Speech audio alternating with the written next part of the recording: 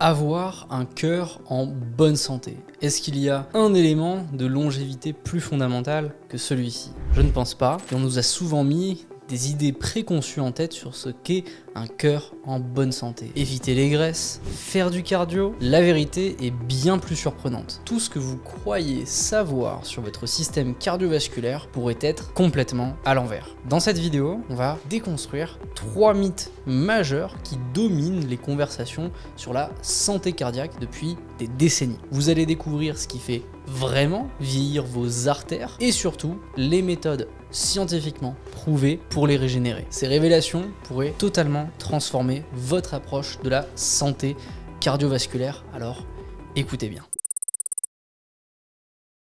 Premièrement, une observation de terrain. Ce que je vois chez 90% des gens que j'accompagne, notamment qui avancent dans l'âge, c'est une santé cardiovasculaire en détérioration sans aucun symptôme visible. Sur les outils de data tracking, on voit une variabilité cardiaque qui est de plus en plus faible, une inflammation qui augmente, une tension instable, voire même de la rigidité artérielle. Et pourtant, les personnes dont je vous parle ne sont ni obèses, ni inactifs, ce sont des entrepreneurs, des sportifs, des performeurs de manière générale. Le problème, c'est que leur système cardiovasculaire est sous tension constante, incapable de s'adapter, de se dilater, de récupérer. Alors pourquoi ? Eh bien parce que leurs artères sont fatiguées. Et contrairement à ce qu'on peut penser, ce n'est pas à cause du gras, c'est à cause de toutes les micro-agressions chroniques qui surviennent chaque jour. Trop de sucre, glycation des parois artérielles, trop de stress, tension vasculaire, trop de sédentarité, on perd en flexibilité artérielle. Trop de calcium, ça c'est un point important. Le calcium crée des dépôts solides, là où on veut de la fluidité dans les artères. Autant de points intéressants à traiter aujourd'hui. Ce qu'il faut comprendre, c'est que ce n'est pas le cœur le vrai problème. C'est le réseau artériel, la tuyauterie de notre cœur, qui se rigidifie, se bouche et se fragilise. À long terme, on ne peut que se le souhaiter, eh bien on a des risques accrus en AVC, en infarctus, ou, de manière générale, une lente dégénérescence cérébrale et cognitive. Après tout, c'est ce qui nous attend tous, mais l'objectif, c'est de le retarder. Et la première étape, c'est toujours la même, passer un test, faire un état des lieux de notre santé pour mesurer l'état réel de notre système cardiovasculaire dans ce cas. C'est ce que je vous propose aujourd'hui avec le test que l'on met gratuitement à disposition, que vous trouverez dans la description. Simple, rapide et qui vous permettra de connaître vos niveaux, notamment en biohacking, l'axe entre longévité et performance. Ces tests sont souvent le point de départ, le déclic d'une révolution personnelle. Et pour que cette révolution arrive, nous vous proposons une consultation pour discuter des résultats de ce test ensemble avec un membre de notre équipe chez No Wasted Energy. Sans plus attendre, attaquons-nous à ces grands mythes qui ont la peau tenace autour du système cardiovasculaire. Premier mythe, sûrement celui que vous entendez le plus, le gras bouche les artères. C'est ce qu'on entend souvent, il faut éviter les graisses saturées si on veut protéger notre cœur. Le cholestérol alimentaire, c'est dangereux. Les lipides sont responsables des plaques au niveau des artères. Bien, la réalité, elle est plus complexe.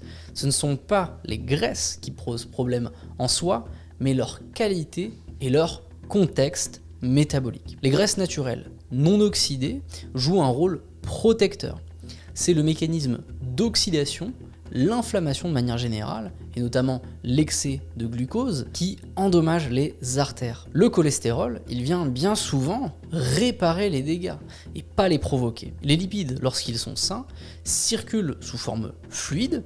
Votre corps les utilise pour créer des hormones, des membranes cellulaires et pour transporter surtout les vitamines. Ce qui devient dangereux, on le disait, c'est lorsque ces lipides sont oxydés, notamment en utilisant des huiles végétales qu'on va chauffer à la cuisson. Ils peuvent aussi s'oxyder face à l'exposition au stress oxydatif. Pour ça, je vous renvoie à la vidéo sur le stress oxydatif. Et lorsqu'ils s'accumulent, ces lipides oxydés sur les parois de nos artères, ils créent une inflammation chronique. Dans ce cadre-là, le premier réflexe, c'est de regarder ce qu'on consomme en termes de qualité de lipides, notamment les ratios EPA-DHA, oméga 3, oméga 6, les graisses animales non transformées, autant d'éléments qui vont renforcer l'endothélium et qui vont réduire l'inflammation. Pour cette vidéo, je vous ai mis quelques études en description. N'hésitez pas à me faire un retour si ça vous intéresse. Celle-ci, elle porte sur le lien entre les gras saturés et les maladies cardiaques. Un sujet explosif sur lequel beaucoup d'encre a coulé. Maintenant qu'on a vu que la réalité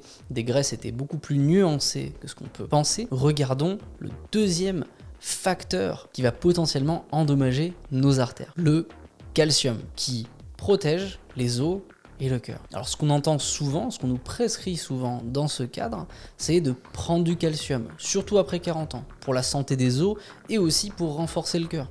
Boire des quantités infâmes de lait pour renforcer les os et une meilleure vasodilatation. La réalité, encore une fois, elle est plus complexe.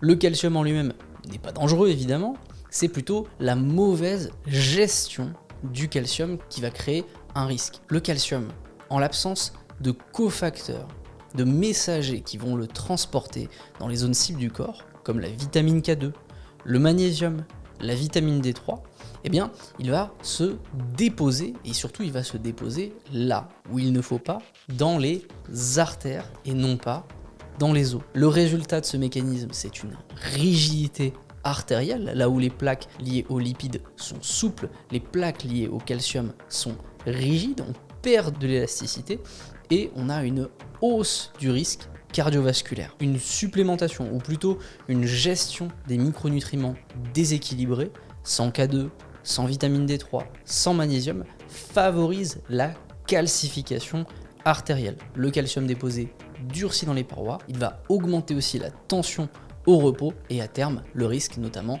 d'infarctus. Là où avec les cofacteurs comme la vitamine K2, le magnésium et la vitamine D3, eh bien le calcium arrive vers les os et non pas vers les artères. Pour savoir comment évaluer son niveau de calcification dans les artères, je vais vous donner quelques pistes par après. Maintenant qu'on a vu les deux facteurs de risque au niveau des artères, on va regarder ce qu'on nous propose souvent comme voie de résolution pour entretenir le système cardiovasculaire.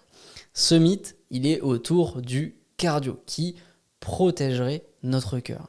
Ce qu'on entend souvent dans ce cadre, c'est qu'il faut courir pour avoir un cœur en bonne santé. 30 minutes de cardio par jour, c'est le minimum. La musculation, c'est bon pour les muscles, mais ce n'est pas bon pour le cœur.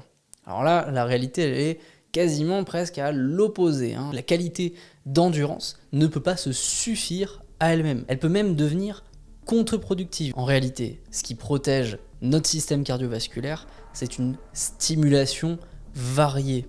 La musculation, par exemple, précédemment citée, elle améliore la pression artérielle au repos. Elle améliore aussi la variabilité de la fréquence cardiaque, qui est un grand indicateur de notre santé cardiovasculaire et même de notre santé de manière générale. Elle augmente aussi la fonction vasculaire, l'élasticité artérielle. On a besoin de cet élément pour solutionner l'équation du système cardiovasculaire. Maintenant qu'on a dit ça, ça ne veut pas dire que la qualité d'endurance est mauvaise, mais elle serait plus intéressante à exploiter sur des régimes associés en alliant points de renforcement musculaire et l'endurance. C'est là qu'on retrouve un format que vous connaissez sûrement tous, le format HIIT, High Intensity Interval Training, qui lui va avoir un énorme levier sur la variabilité de la fréquence cardiaque, sur la VO2 max, la capacité d'adaptation de notre système cardiaque. Ces marqueurs, VO2 max, VFC, ce sont les deux points les plus importants à retenir pour la santé de votre système cardiovasculaire. Ce sont les deux éléments performatifs qui vont permettre d'entretenir réellement votre système cardiovasculaire. Le troisième point de notre équation, eh bien, c'est la respiration, notamment la respiration contrôlée, ce qu'on pourrait appeler cohérence cardiaque, box breathing. Ici, on va vouloir augmenter notamment le tonus au niveau du système parasympathique, la capacité à se relaxer, à faire descendre notamment le stress, le cortisol et à terme diminuer la tension nerveuse et la tension artérielle. Le résultat de cette équation à 3 entrées, une meilleure vasodilatation, une meilleure tension au repos, une réduction de l'inflammation cardiovasculaire et encore mieux, une meilleure réponse au stress. Puisque quand on parle du système cardiovasculaire, certes, il faut savoir limiter les risques, mais il faut savoir aussi lui donner les armes pour être plus performant et faire face à notre environnement. Même chose pour ce troisième mythe, je vous ai mis 2 études clés à disposition en description, notamment sur le HIIT et l'impact de la musculation sur la régulation de notre VFC. Alors dans tout ça, est-ce que le cardio en lui-même est un mauvais outil? Absolument pas. Mais simplement, il faut savoir ce qu'on met derrière les mots de cardio.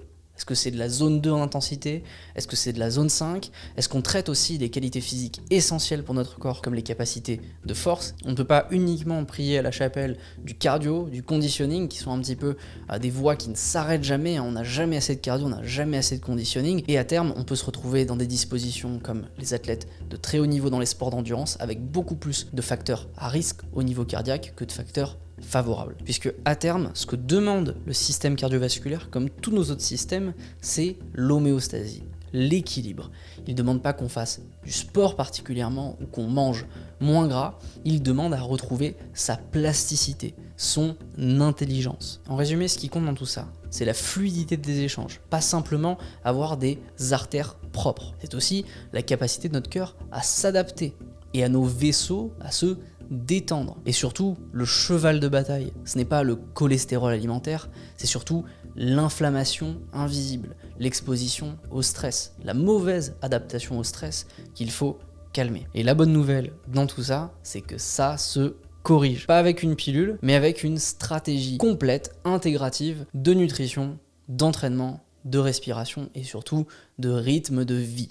Je vous l'ai dit, si vous voulez savoir aujourd'hui où vous en êtes, vous pouvez passer notre test de biohacking gratuit, rapide et surtout avec une analyse en visio à la clé avec un membre de notre équipe. Et si vous voulez aller plus loin, comprendre comment vous fonctionnez au global, comment comprendre votre système cardiovasculaire, les tests à passer pour s'assurer de sa bonne santé et les voies de résolution pour être sûr qu'il soit toujours sain, vous pouvez rejoindre la formation Superhumain de No Wasted Energy avec 2 mois de coaching inclus pour non seulement apprendre mais appliquer très rapidement. Tout est dans la description. Si cette vidéo vous a parlé, je vous invite à la partager à quelqu'un qui croit encore que le gras serait dangereux ou qu'il suffit de courir 10 km pour protéger son cœur. Vous pourrez lui éviter une décennie de complications silencieuses. En attendant, je vous remercie. Je vous invite à débattre en commentaire des points qui ont été traités dans cette vidéo. Si vous avez vous aussi fait face à des complications au niveau de votre système cardiovasculaire.